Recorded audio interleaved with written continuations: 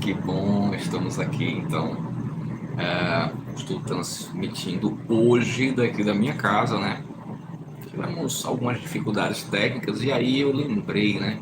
Mas já fizemos isso em outros momentos aí, na época que tivemos aí o problema aí da pandemia, inclusive, né? Nós fazíamos aí o nosso trabalho, o nosso encontro a partir de casa, né?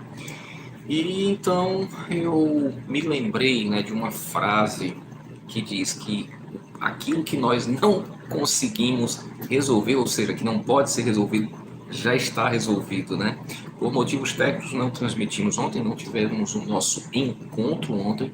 Eu agradeço a Deus porque sempre tem uma solução e aqui estamos então para fazer essa transmissão desse conhecimento, desse nosso encontro semanal que é o Dialogando com a Lição.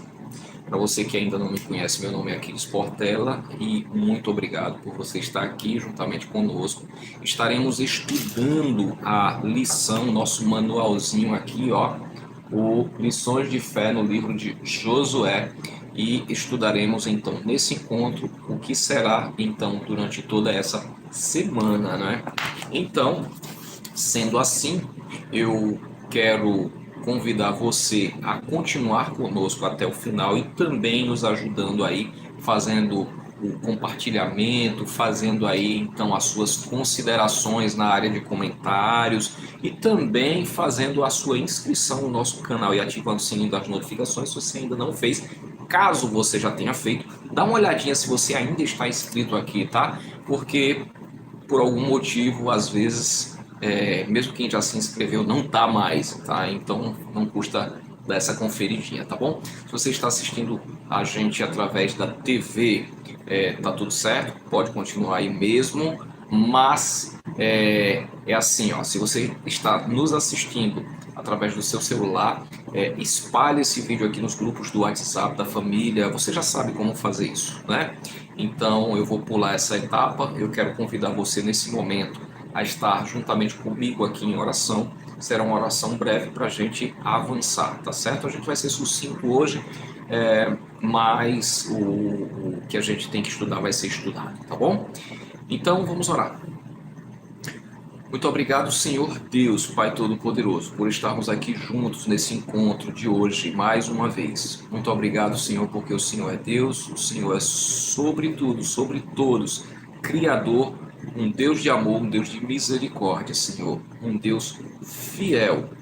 E graças a Ti e ao Teu santo nome, pelo poder do sangue que desceu da cruz, pelo poder do Santo Espírito, o Senhor é o nosso único Deus. Então oramos a Ti, Senhor, e somente a Ti nesse momento, porque queremos a Tua bênção para esse encontro. E eu te peço que o Senhor nos abençoe, não somente a nós, mas também o equipamento, a internet, a mensagem em si. Que essa mensagem seja Jesus no centro, que o homem desapareça e que jamais, Senhor, possamos desviar os nossos pés do teu caminho. Esteja conosco, que o teu Santo Espírito seja o nosso professor para esse encontro. É o que eu te peço, mas também já te agradeço desde já em nome de Jesus. Amém. Querido, você está conosco aqui a partir de agora, né? O tema de hoje é o tema número 7, Lealdade Suprema, Adoração em Zona de Guerra, né? Nós teremos aqui, então, o, o âmago, né, é que, assim, nós temos alguns pressupostos na lição dessa semana. Uma delas é que nós sabemos, né, que os momentos passados com Deus em nossos, aliás, e com nossos entes queridos, são, no fundo, os mais valiosos, os mais importantes que existem. Nós já sabemos disso. Mas então, por que que nós temos tanta dificuldade, na maioria das vezes, de termos então tempo com qualidade dedicado a Deus, dedicado à família? Por que que essas coisas às vezes parecem ser tão difíceis, não é?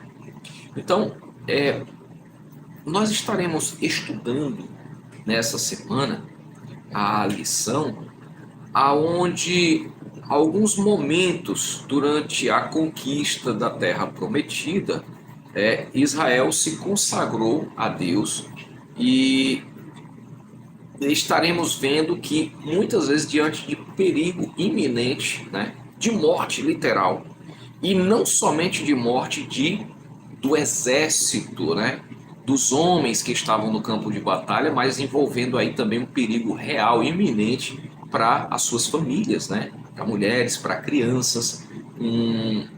E aí você que é pai já pode imaginar, né, você que é casado, né, você que ama alguém, a sua família, você que tem o seu pai, que tem a sua mãe, né, a sua família, o seu núcleo familiar, já sabe como esse assunto é tão sensível, né? Mas era essa situação real no caso do povo de Israel nos dias de Josué, para diante do momento, né, crucial agora da conquista, né, da conquista da Terra Prometida.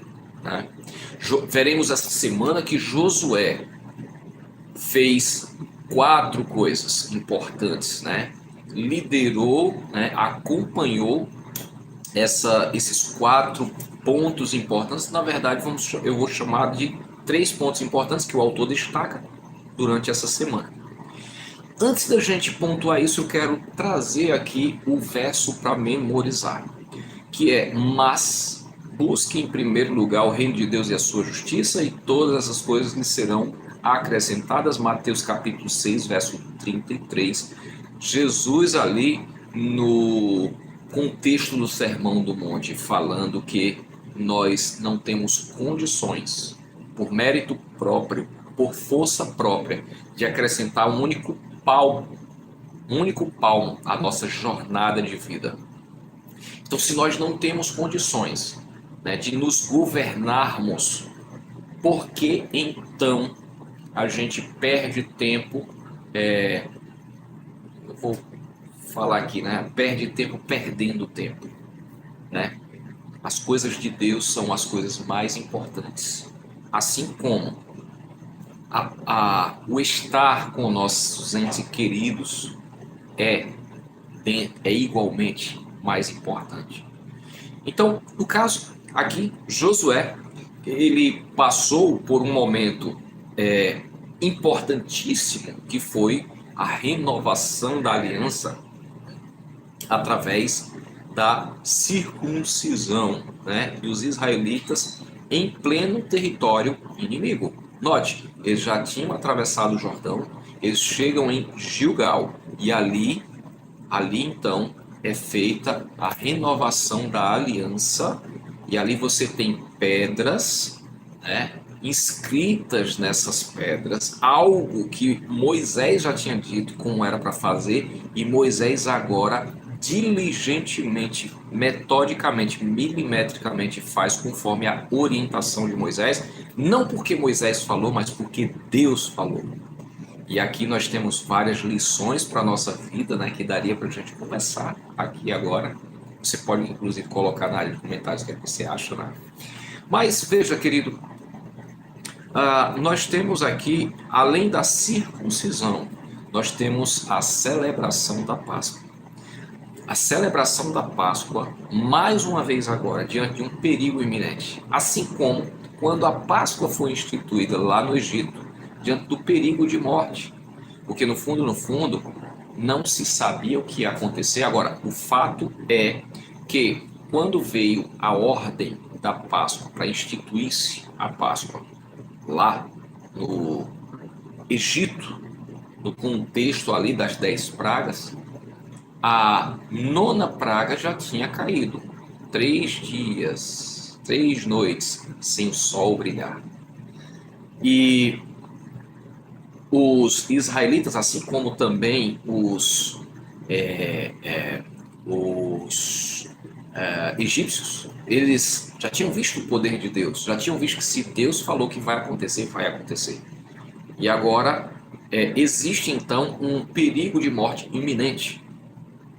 Para aquela geração que experimentou a Páscoa, morreu a maioria, e agora morreu quase que todos daquela geração, diga-se de passagem, e agora nós temos a nova geração que está aqui, experimentando tomar posse da terra prometida, essa nova geração de adoradores, de discípulos que agora aprenderam como fazer da forma correta.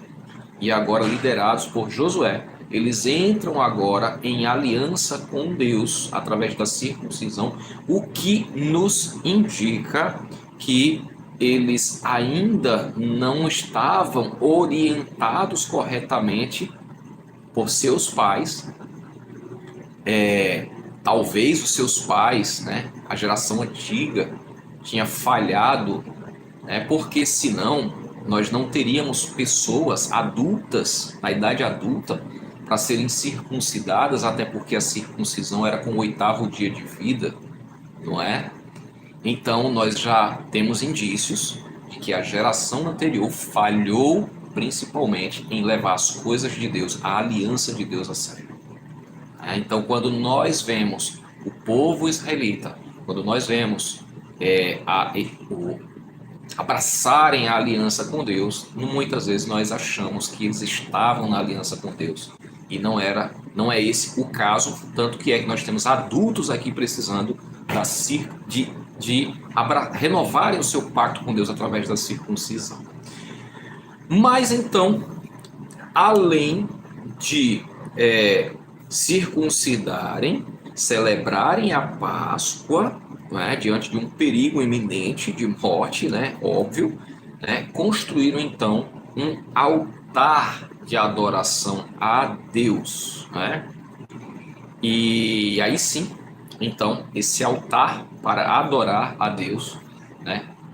Tudo isso é o que?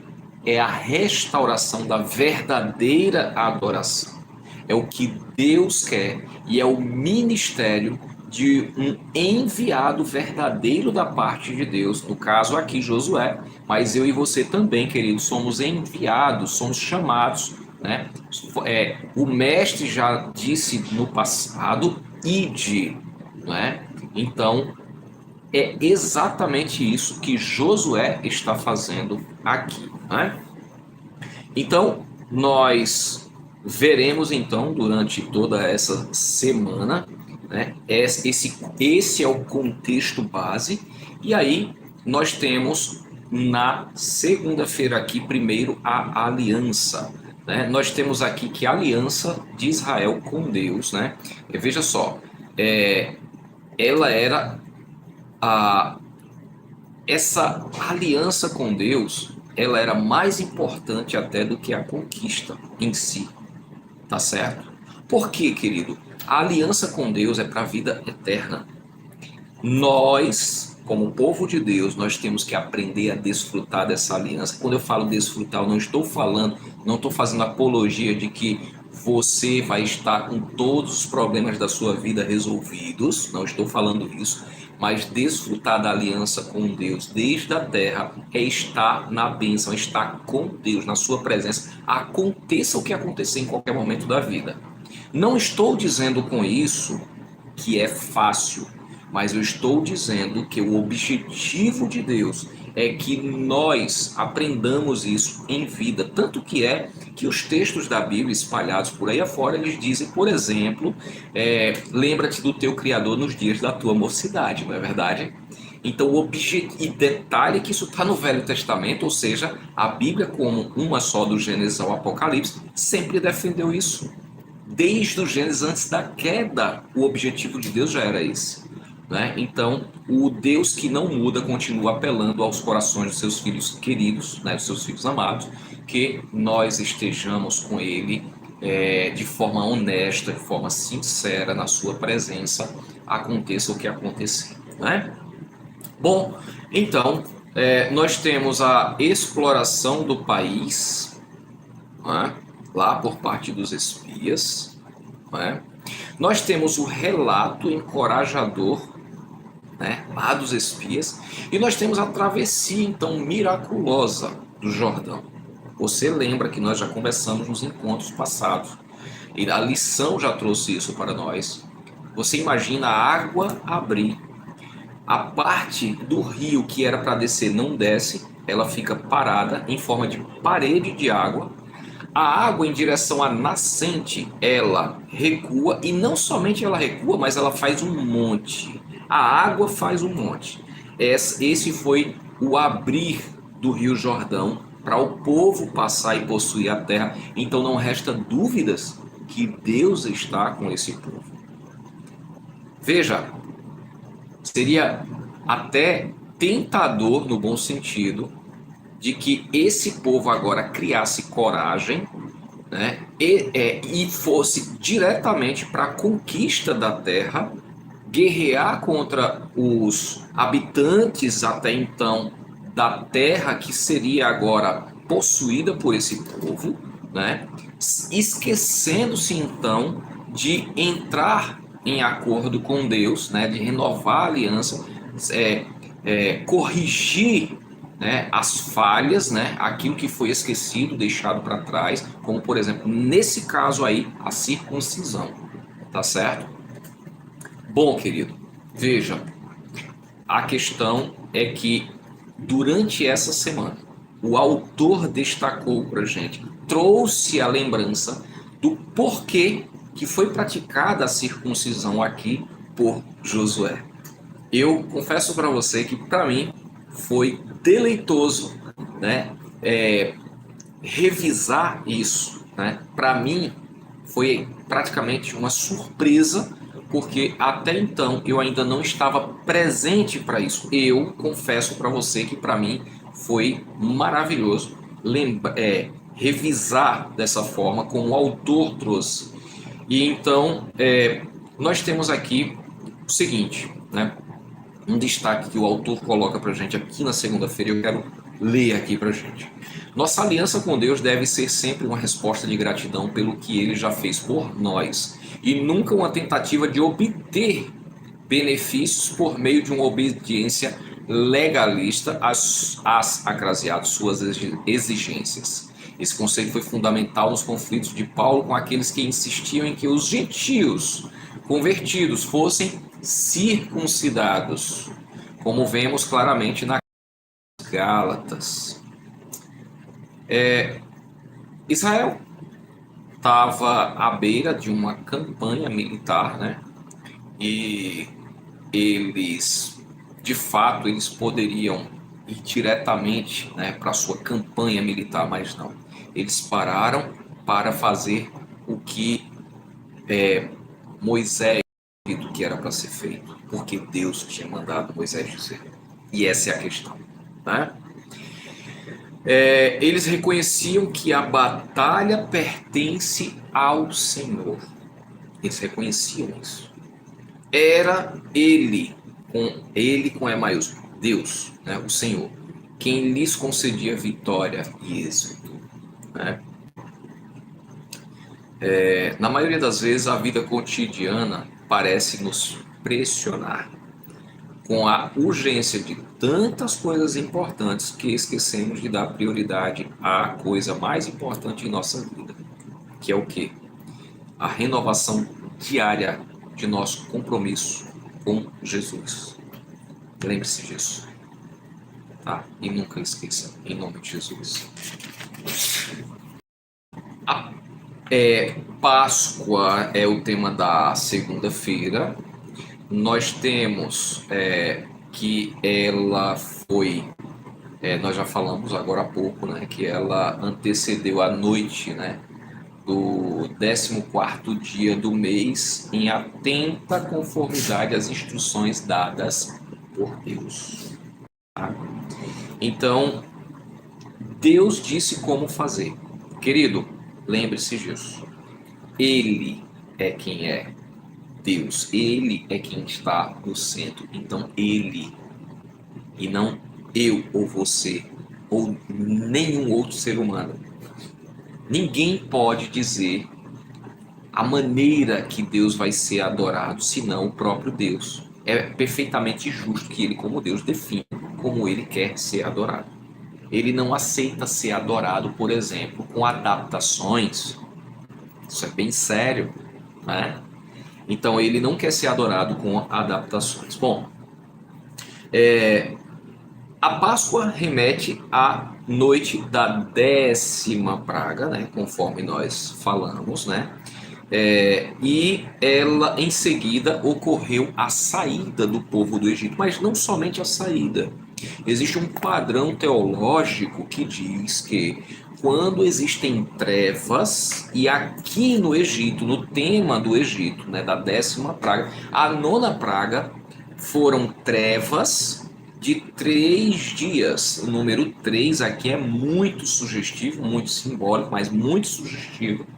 Tá? O que nos indica, nos remete ao número 3, as 3 pessoas da divindade. Quando as 3 pessoas estão reunidas juntas em trevas, foi assim na criação do planeta Terra. Então, quando as 3 pessoas estão juntas e em meio a trevas, Deus vai criar. Olha o que acontece na criação, lá no Gênesis. Deus entra como criador. Deus cria.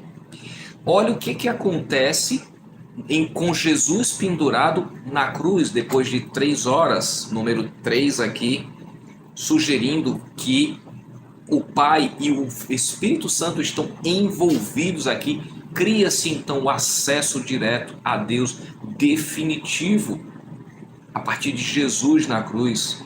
E aqui agora, voltando lá no Egito, depois então de 3 dias em trevas, né, a 10ª praga cai e no dia seguinte então, o que acontece, querido?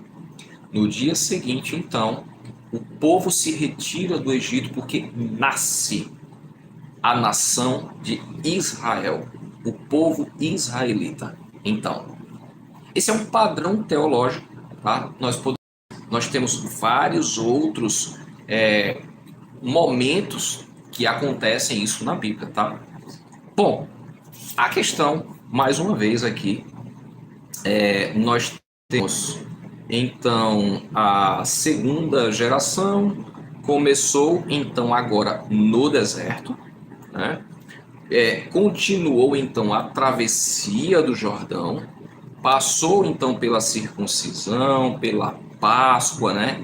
Eles então estabeleceram um novo altar de adoração, adoraram a Deus da forma correta, né? E aí nós temos a história dessa geração, então, ela vai nos mostrar que não, mesmo tendo algo que fosse muito sério para ser feito, como imagina o seguinte: o nosso inimigo, nosso oponente no campo de batalha, se ele sabe que eu estou indo ao seu encontro, ele vai se preparar. Então, quanto mais rápido eu for para o campo de batalha, maiores as minhas chances de vitória. Então, por que demorar? Por que esperar? Não é? Demorar, esperar, pode custar vidas. Mas Josué nos mostra que o mais importante do que empregar, né, a força militar aqui e a estratégia de guerra é a adoração, a fidelidade a Deus. Né? Bom, querido, então, que possamos então meditar, né, nessa fidelidade que Josué demonstra ser tão importante e que essa nova geração que herda a terra também, né, que nós possamos meditar e abraçar essa mensagem, né, esse estilo de vida. No Apocalipse, João retrata que esse evento, né, da travessia, ele é uma miniatura, né, do que acontecerá. Né? Os 144 mil, eles estarão caminhando sobre o mar de vidro, que é o antítipo, né? ou seja, o cumprimento total dessa miniatura que aconteceu aqui na travessia do Jordão, né? E aí esse antítipo do Mar Vermelho, né, e do Rio Jordão, ele então acontece diante agora do trono de Deus. Então a multidão dos salvos atravessa o mar de vidro na Nova Jerusalém, na terra vindoura que todos esperam, Jerusalém, as duas Jerusaléns, né, que o judaísmo fala. Então essa Nova Jerusalém nos aguarda e todos os servos, todo o povo de Deus então se prepara então para herdar essa terra, né? Na terça-feira nós temos os locais exatos aonde Josué chega depois da travessia do Jordão. E agora sim, nós temos aqui detalhado de forma mais ampliada aqui, o autor trazendo para nós, então, o destaque para que eu e você, alunos estudiosos da Palavra de Deus, né, possamos entender aqui com profundidade, com clareza, o porquê dessas ações de Josué. Na época dos patriarcas, os altares marcavam o caminho de sua peregrinação e se apresentações concretas de que aquele território que havia sido prometido por Deus pertencia a eles. Interessantemente, querido, que os patriarcas, eles, Abraão mesmo, aonde ele chegava, ele erigia um altar, Isaac, Jacó. Quando nós falamos aqui os patriarcas, nós estamos falando primeiramente deles, mas não só eles. Tá? Então, erguer um altar de sacrifício a Deus é estar na aliança, é reafirmar publicamente e para si mesmo, perante Deus e os anjos que nos assistem, que nós estamos na aliança com Deus. Nós somos pecadores, nós estamos nesse mundo, mas nós não seremos eternamente pecadores e nós não somos desse mundo mesmo estando nele.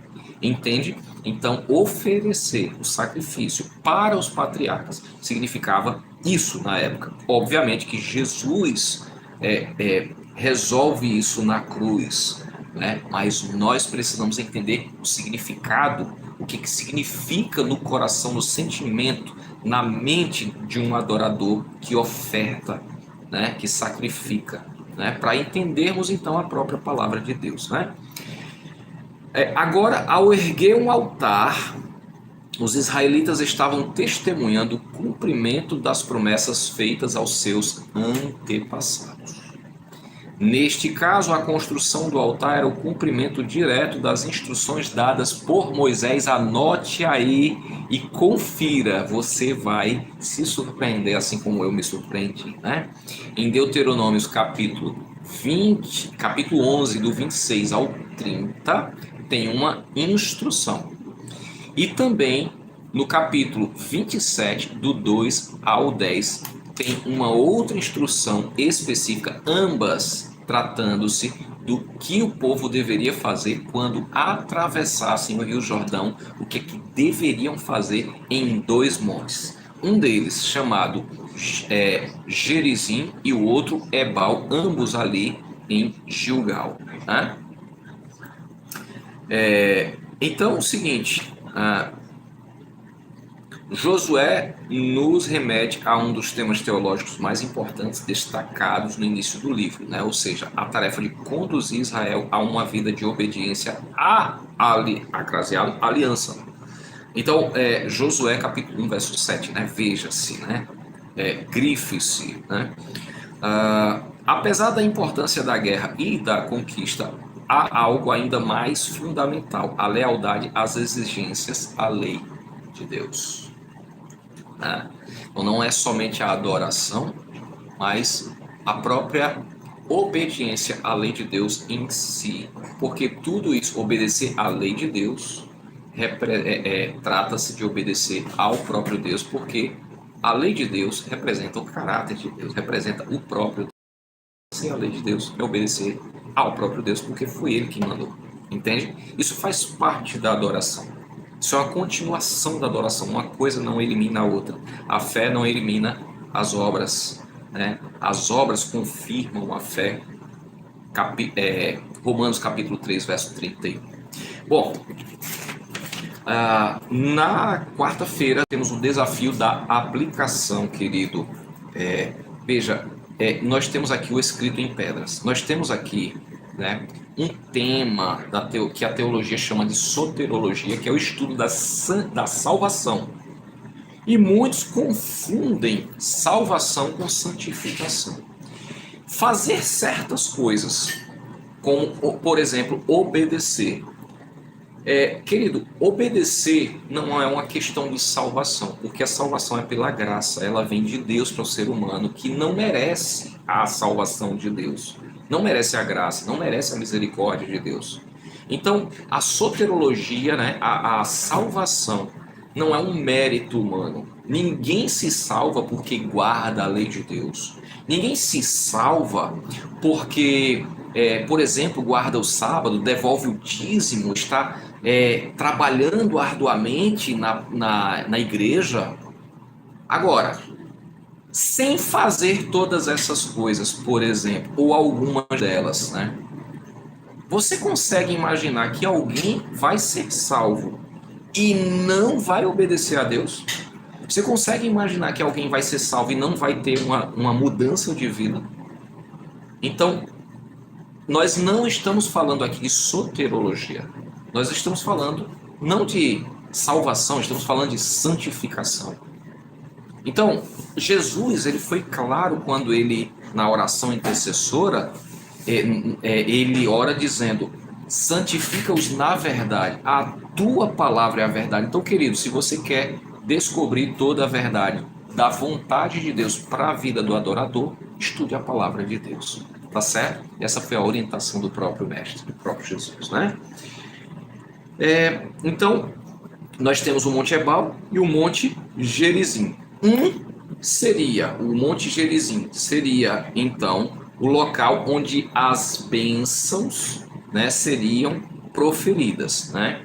E as maldições também seriam proferidas. Então você tem dois lugares onde estariam pendurados ali, escritos ali em pedra, né? Escritos ali, conforme a orientação de Moisés, tá? Mas pedras, né, pintadas inclusive de cal para ficar à vista, né, para que não tivesse dúvidas de que eles fizeram a parte deles. Então, de longe, desse para ver ali que a orientação foi seguida à risca, então foi cumprido o acordo, né, do que Moisés deixou para que o povo fizesse, tá certo? Então nós tínhamos aqui mais uma vez sendo proferido para essa nova geração as bênçãos decorrentes da obediência e as maldições decorrentes da desobediência. Então, a partir daí, a adoração restaurada, a aliança sendo abraçada de forma consciente, não pela emoção. Agora sim o povo está pronto, então, para tomar posse da bênção, né? Para entrar definitivamente na terra, mas não sem luta, tá certo? Porque as lutas humanas têm que ser travadas. Deus nos dá a vitória, Ele define, Ele decide a vitória. As lutas são travadas pelos homens. Essa é uma realidade, né? Agora, quando Deus diz para Josué: ninguém poderá te resistir, eu te darei essa terra. Então, Deus já disse quem vai vencer, né? Então, por isso que o povo ia, né? Que os valentes iam então para a linha de frente, mas não iam não iam para, querido, eu costumo pensar comigo, não iam para dar uma rosa para os seus adversários, tá certo? Nesse momento, nós estudamos no encontro passado que eles estariam sendo aqui o juízo executivo de Deus, tá certo? Bom, nós temos aqui então, em cada ceia, a ceia do Senhor, né? Em cada ceia do Senhor temos uma oportunidade especial de nos comprometer com Jesus e renovar nosso vínculo de aliança, não é isso? Agora, não apenas como momentos de reconsagração pessoal, mas também como oportunidades de renovação da nossa fidelidade a Deus, né? Em uma sociedade cada vez mais voltada para o individualismo, é essencial redescobrir o poder de pertencer a uma comunidade que compartilha a mesma visão de mundo, valores, crenças, missão. Ou seja, você que me assiste agora, querido, veja bem, Deus não nos chamou para que a nossa salvação se reduzisse somente ao tema da minha pessoa em si. Deus me chamou para que eu abraçasse a sua aliança, entrasse em concerto com Deus, renovasse então a minha forma de viver. Isso é o concerto, mas aceitando então o sacrifício de Jesus, que esse sacrifício de Jesus me constranja à obediência, à mudança de vida, e não somente a mudar meu procedimento, mas também de forma amorosa colocar em prática o método de Jesus que ele ensinou aos seus discípulos, que basicamente é abraçar o meu próximo, que eu ame o meu próximo assim como eu me amo, mas que antes de me amar, antes de amar o meu próximo, eu ame ao meu Deus.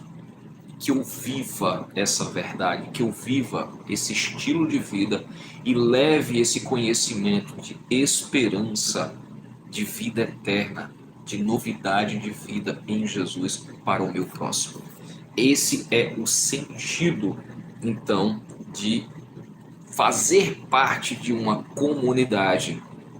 Tá certo? O mundo por aí, cada vez mais individualistas, pessoas cada vez mais individualistas, e nós, em Jesus, temos a oportunidade de que eu e você sejamos irmãos.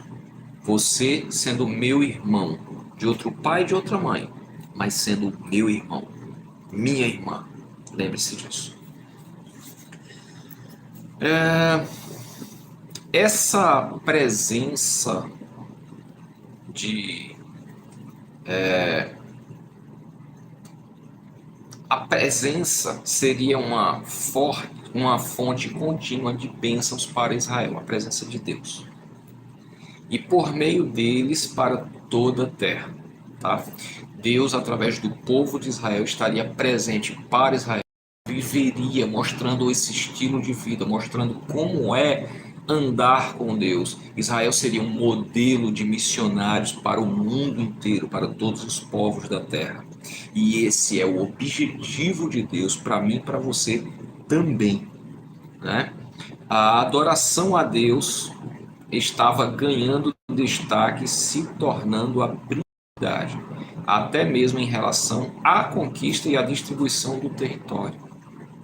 A presença do santuário, agora a presença do santuário, a presença de Deus através do santuário, e mais tarde do templo de Jerusalém, deveria ajudar o povo a reconhecer continuamente a presença de Deus entre eles e seu dever de cumprir a aliança, de viver a aliança, de levar essa aliança para outros povos e outras nações, né? Como cristãos que vivem no antítipo dia da expiação.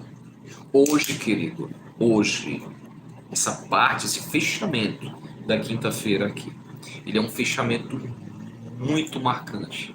Ele é o fechamento da mensagem profética do que eu e você vivemos hoje. Você que me ouve agora, se você ainda não entende esse assunto, isso tem a ver com Daniel capítulo 8, verso 14, até 2.300 tardes e manhãs, e o santuário será purificado. É uma mensagem poderosa, tremenda. Se você não conhece com profundidade, mesmo sendo adventista, estude. É a profecia de Daniel 8, capítulo 14, capítulo 8, verso 14, até 2.300 tardes e manhãs, e o santuário será purificado. Então, e vivemos hoje no grandioso dia da expiação, que é um antítipo, é algo grande que vai acontecer antes, então, do povo estar pronto para entrar na cidade prometida, antes do povo estar pronto para fazer a travessia. Então, veja, é essencial mantermos no olhar fixo, nosso olhar fixo no santuário celestial. O santuário agora, o ministério de Jesus lá no céu, que ele faz agora por mim e por você, né? Enquanto enfrentamos os, entre aspas, gigantes, né? Os gigantes modernos ou pós-modernos, que desafiam nossa fé, nossa esperança e nossa herança espiritual. Ao confiarmos continuamente na obra de Cristo, realizada na cruz e nesse momento diante do Pai, segundo Hebreus capítulo 7, né? Podemos olhar para o futuro com confiança, aguardando o dia em que Deus habitará novamente no meio do seu povo, dessa vez para sempre, conforme está em Apocalipse capítulo 21, verso 3. Né? E sobre a ceia, o momento da ceia, querido, a ceia do Senhor. O momento da ceia não deve ser um período de tristeza. Ao se reunirem os discípulos do Senhor em torno da mesa, não devem lembrar e lamentar suas deficiências. Não devem se demorar em sua vida religiosa passada, seja para elevar ou deprimir. Não traga à memória as diferenças existentes entre si e os irmãos, as diferenças. Se existe alguma, se você pediu perdão a Deus, se você pediu perdão ao seu irmão, você não precisa ficar se acabando com isso se você tem problemas com o seu irmão de sangue ou seu irmão espiritual, né? Por quê, querido? A cerimônia preparatória, ela já abrangeu tudo isso. É ali na cerimônia do perdão, quando eu lavo o pé do meu irmão, que eu tenho a oportunidade de pedir desculpas para ele, pedir perdão e de dizer que as minhas ações contribuirão para que o meu irmão ande em caminhos de justiça. Portanto, as minhas ações serão ações mais justas para facilitar que o meu irmão ande em justiça. O exame próprio, a confissão do pecado, a reconciliação dos desentendimentos, tudo já foi feito ali na cerimônia do perdão. Agora, na cerimônia do perdão, na cerimônia da humildade, né, que é o ato de lavar os pés, que foi o que Jesus fez lá com os discípulos antes da ceia. Né? Agora chegam para se encontrar com Cristo. Né? Não devem permanecer acraseados sombra da cruz, mas acraseados sua luz salvadora. Abra o coração para os brilhantes raios de sol da justiça. Segundo as instruções, para finalizar aqui, as instruções dadas por Moisés, né, um monumento de grandes pedras foi construído no Monte Ebal. Sobre essas pedras previamente preparadas por uma cobertura de argamassa, foi inscrita a lei, não somente os 10 preceitos proferidos no Sinai, ou seja, os 10 mandamentos, não somente, né?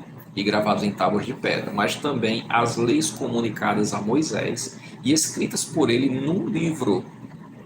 Ao lado desse monumento foi construído um altar de pedras não lavradas, sobre o qual foram oferecidos sacrifícios ao Senhor. O fato de o altar ter sido construído no Monte Ebal, sobre o qual fora posta a maldição, conforme em Deuteronômio capítulo 11, verso 29, foi significativo, dando a entender que, por causa da sua transgressão da lei de Deus, Israel merecia receber com justiça sua ira, e eles a teriam sofrido imediatamente, não fosse pela expiação de Cristo, representada pelo altar de sacrifício. Querido, o resumo dessa semana,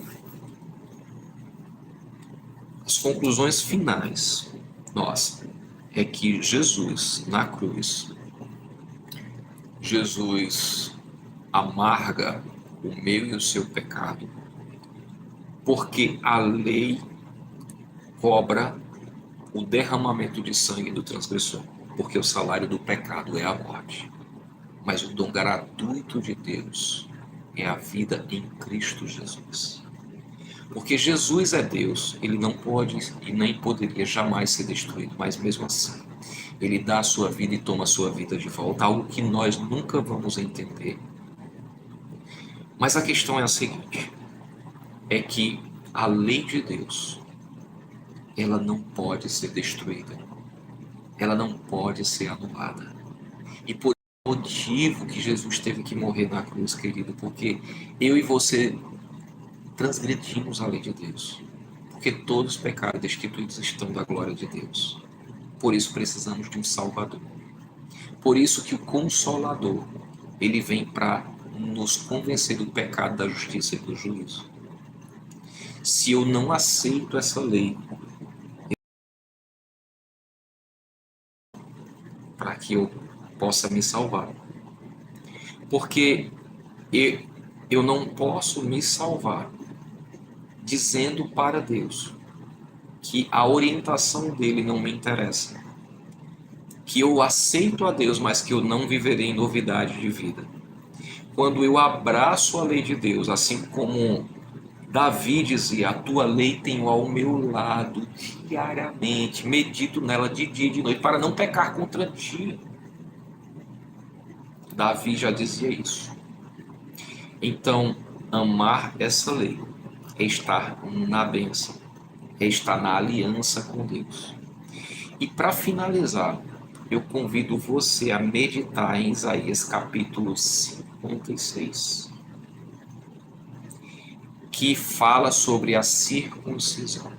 Depois de Jesus na cruz, nem todo mundo precisa mais ser circuncidado, porque essa lei, ela passa a ser uma lei ainda em vigor nos nossos dias, unicamente para os descendentes consanguíneos de Abraão. Mas os gentios, aqueles que se achegam para ter nesse Deus, o Deus verdadeiro, o Deus da aliança, fazer aliança com esse Deus. A Isaías resolve isso, colocando surpreendentemente um dia da semana, e esse dia é o sábado. Adorar a Deus da forma que Deus definiu e não conforme adaptações humanas. Adorar a Deus no sábado da forma que Deus definiu que seja no sábado é estar na aliança, é abraçar a aliança. E não somente isso, mas também escolher aquilo que agrada a Deus e não ao homem. Então pense nisso, medite nisso. Coloque essa palavra no seu coração, que o nosso Deus aplique essa palavra nos nossos corações e que tenhamos sinceridade, amor a esse Deus, humildade para estarmos, para sermos adoradores verdadeiros, que adoram a Deus em espírito e verdade, não com adaptações, mas pela misericórdia de Deus, tomando posse da sua graça, usufruindo da sua misericórdia, e em tempos de paz, pregando a sua palavra onde quer que formos. Que o Senhor te abençoe e te guarde. Que o Senhor faça resplandecer o seu rosto sobre ti e tenha misericórdia de ti. Que o Senhor sobre ti levante o seu rosto e te dê a paz. Em nome de Jesus. Amém. Estaremos juntos no nosso próximo encontro nos estúdios do Fato Amazônico. E até lá, estude a sua lição, se prepare diariamente para estar sempre na presença do nosso Deus. Restaure o altar e a adoração no seio da sua família. Se prepare diariamente e esteja junto conosco no nosso próximo encontro. E até lá você já sabe que nem só de pão viverá o homem, mas de toda palavra que procede da boca de Deus. Um abraço, querido, e até a próxima, em nome de Jesus.